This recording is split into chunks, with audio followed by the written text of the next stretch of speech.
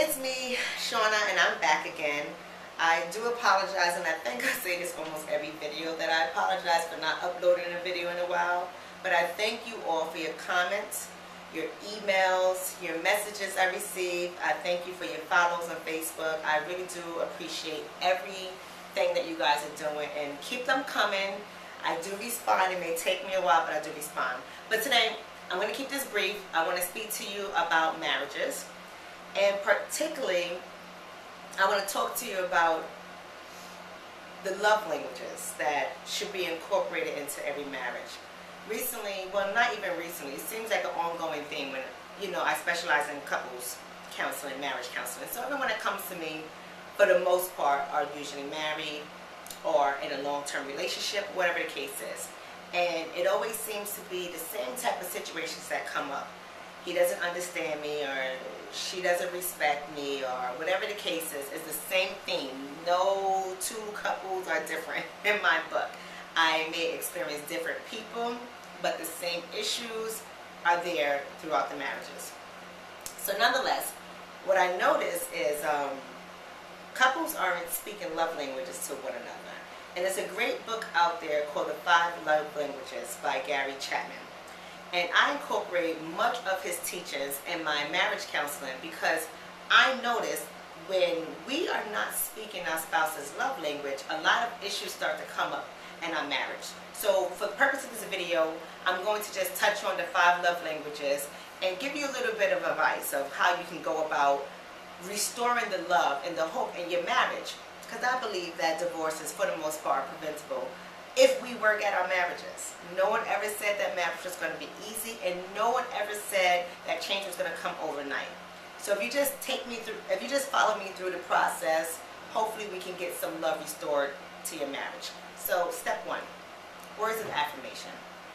Words of affirmation are very, very, very important in a marriage. What do I mean by that?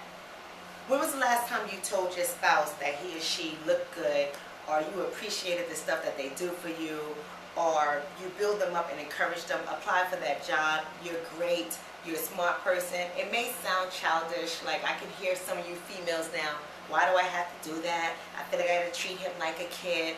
But words of affirmation go a long, long way. It can really make or break someone's day and how you treat them and what you say to them.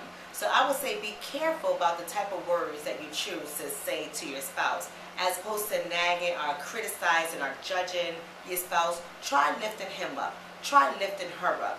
And watch change start to come about in your marriage. Quality time. Now, what I see happen more often than not in marriages is people don't really spend time with one another. They'll spend time with their boys or with their girlfriends. They'll be at the church all day, every day, for hours a day at the church, on every ministry in the church, but they won't spend time with their husbands or their wives.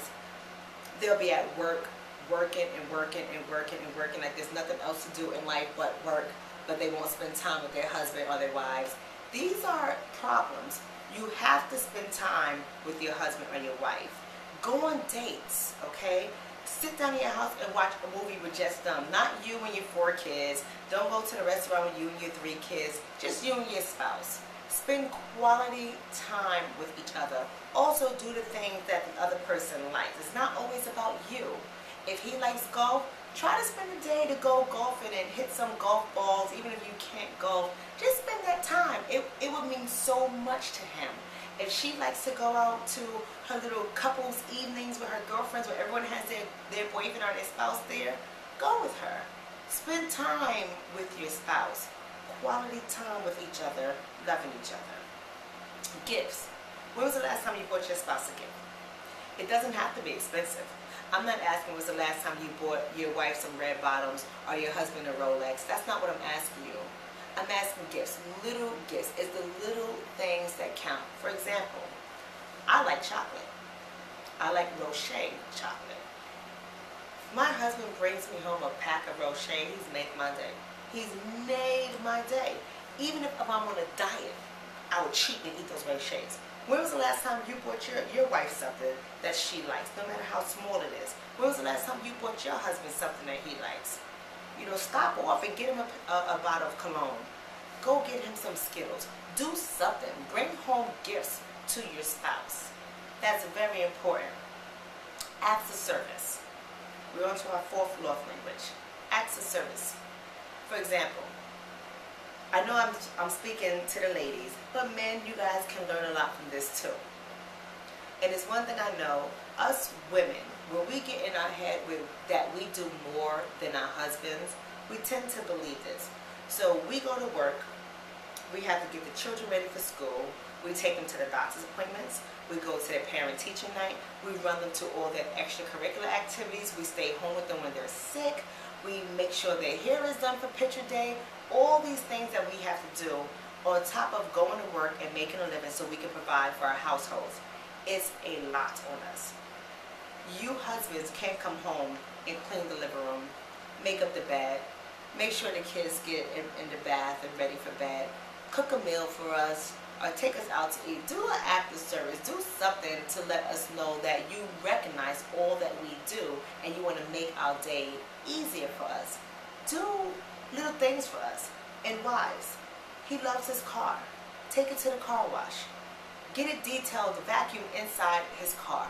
Wash the outside of the car. Get a wax. As a matter of fact, spend some extra money and get the wheels done. The armor on the wheels, get that done.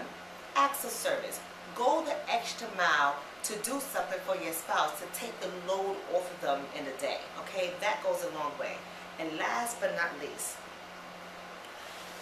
let me get closer for this one, because this is a problem. Too many of you guys are forgetting to do this daily in your marriage, and I don't know why. It's like, blows my mind. Physical touch. Physical touch. And yes, that includes sex. We have to remember the physical touch. We have to remember to hug our spouses, kiss them, massage them, rub their feet, pat them on their shoulders, hold their hands when we're walking. We can't let physical touch leave our marriages. The lack of intimacy is destroying marriages every day, and it's opening up the door for temptation. It's opening up the door for the next man or woman to come in between you and your husband or you and your wife and do things unimaginable, things that you're not doing, okay?